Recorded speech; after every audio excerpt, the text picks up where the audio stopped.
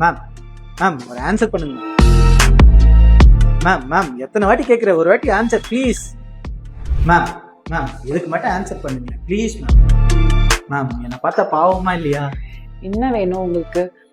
ஆக்னி இருக்குது, முடி கொட்டுறது, இது என்ன உங்க பிரச்சனை? மேம் ஆமாம் மேம், இதுல இருந்து நான் எப்படி சரியாகுதுன்னு சொல்லுங்க. டைமுக்கு தூங்குங்கன்னு சொன்னேன், பண்ணிட்டு இருக்கீங்களா? இல்லை மேம்.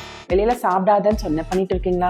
இல்லை மேம். தூங்குறதுக்கு முன்னாடி போன் பார்க்காம இருக்க சொல்லிருக்கேன், பண்ணிட்டு இருக்கீங்களா? ரொம்ப கஷ்டம் மேம், பண்ணாம இல்லை. இதெல்லாம் எப்படி ஃபாலோவே பண்ணாம உங்களுக்கு இது சரியாகணும்னா எப்படி?